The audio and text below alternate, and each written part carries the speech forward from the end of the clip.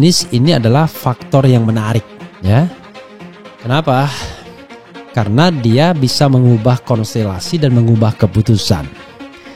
Megawati agak bingung, ya. Tetapi begitu Anies jadi calon presiden dan sebenarnya tidak susah lagi, ya. Saya kira Anies akan dipaksa, ya. Seandainya misalnya antara Aher dan AHY ngambek, barangkali ya salah satu akan diloloskan menjadi calon presiden dan lainnya mungkin diberikan portofolio kementerian yang banyak-banyak. Atau dua-duanya tidak nyalon, tetapi portofolio kementerian yang menjadi kompensasi. Sementara calon wakil presidennya mungkin Hovifah Indar Parawansa agar berasal dari kolam yang berbeda.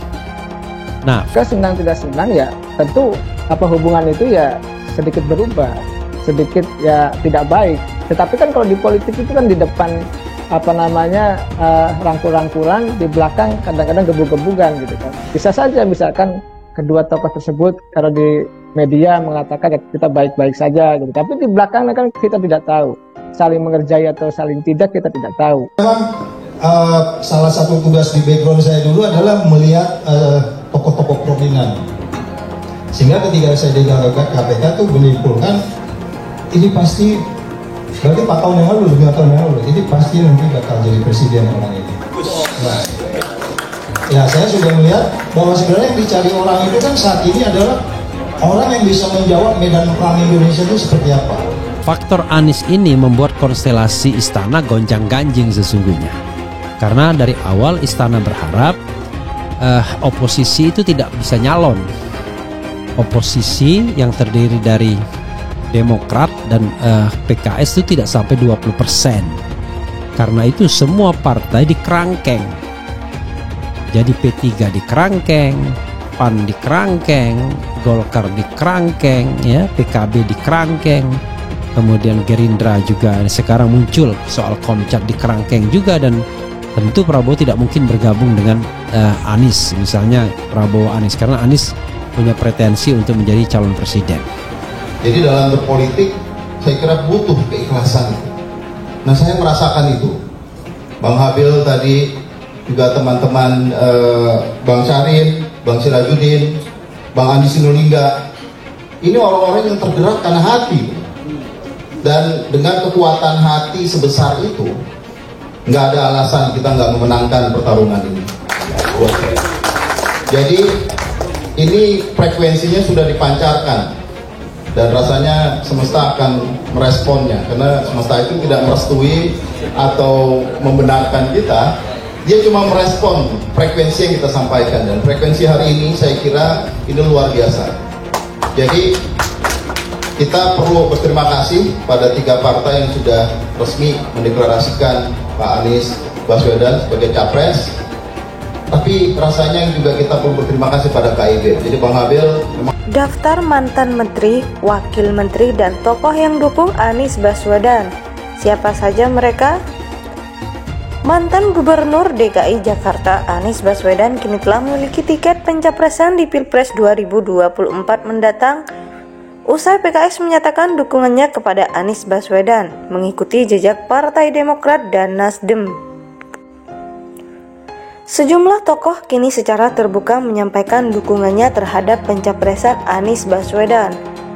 Ada nama mantan Menteri Kabinet Jokowi, mantan Wakil Menteri, hingga sejumlah tokoh termasuk mantan pimpinan Komisi Pemberantasan Korupsi atau KPK. Dari mereka yang masuk dalam daftar tokoh pendukung Anies Baswedan ini terdapat mantan Wakil Menteri hingga ex-pimpinan KPK.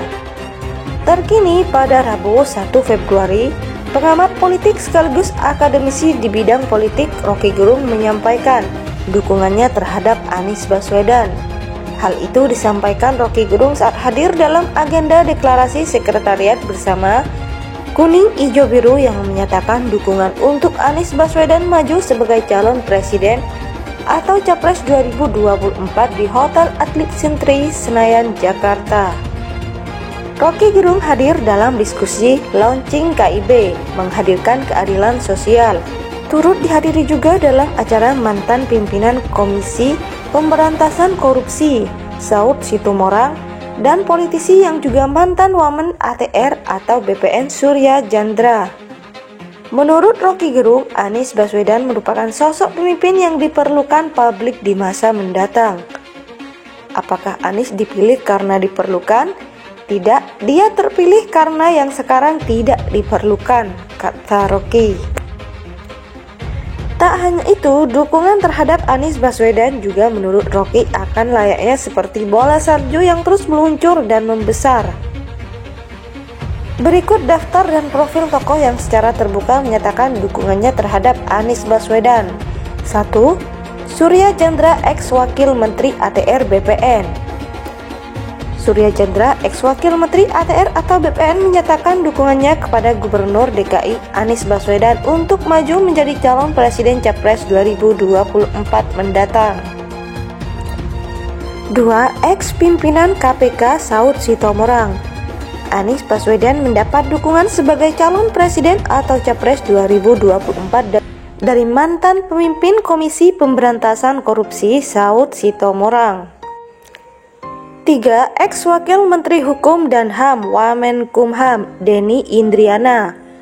Mantan Wakil Menteri Hukum dan HAM Wamenkumham Denny Indriana mengaku siap membantu Anies Baswedan dalam langkahnya jika nanti menjadi calon presiden secara definitif.